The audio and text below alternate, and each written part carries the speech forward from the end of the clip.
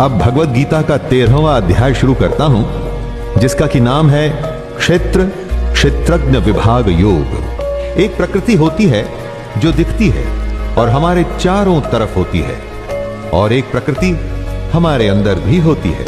अर्जुन, प्रकृति और पुरुष, क्षेत्र और क्षेत्रज्ञ तथा ज्ञान का लक्ष्य क्या है, इसे क्यों हासिल करें, इसी तरह की कुछ बातें जानना चाहता है।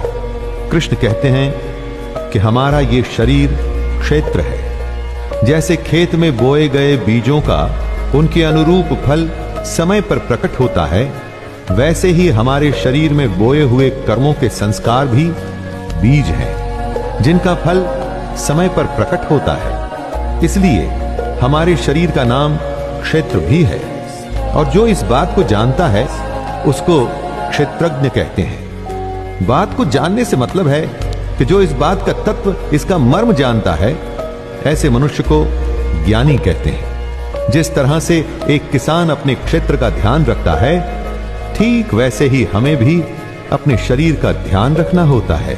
आइए प्रारंभ करते हैं भगवत गीता का अध्याय 14, जिसका कि नाम है गुणत्रय विभाग योग।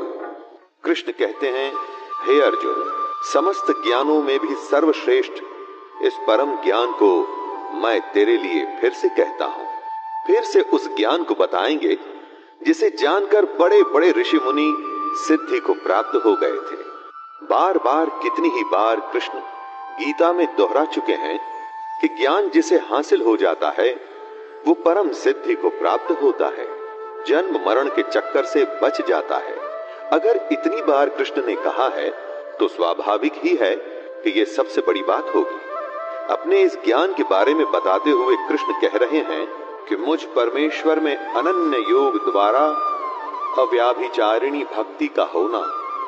अव्याभिचारिणी भक्ति यानी कि ऐसी भक्ति जिसमें वासुदेव के अलावा और कोई नहीं। ऐसी भक्ति का होना ही ज्ञान है। इस ज्ञान में स्थिर होकर वह मनुष्य मेरे जैसे स्वभाव को ही प्राप्त होता है। वह जीव न तो सृष्टि के प्रारंभ में फिर से उत्पन्न होता है और न ही प्रलय के समय कभी व्याकुल होता है। ये जो प्रकृति है, इसे ही योनि मानना चाहिए, यानी कि माता। कृष्ण कहते हैं कि 8 तत्वों वाली जड़ प्रकृति ही समस्त वस्तुओं को उत्पन्न करने वाली योनि है।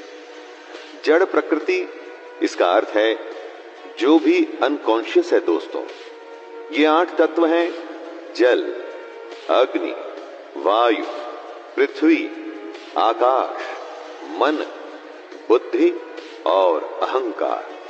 और कृष्ण ब्रह्म यानी कि आत्मा को चेतना रूपी बीज की तरह स्थापित करते हैं। चेतना का अर्थ है कॉन्शियसनेस। इस जड़ चेतन के संयोग से ही सभी चर अचर प्राणियों का जन्म संभव होता है। अगर हमसे हमारी कॉन्शियसनेस छीन ली जाए दोस्तों, तो हम निर्जीव हो जाएंगे। जीवित और मृत में यही फर्क होता है।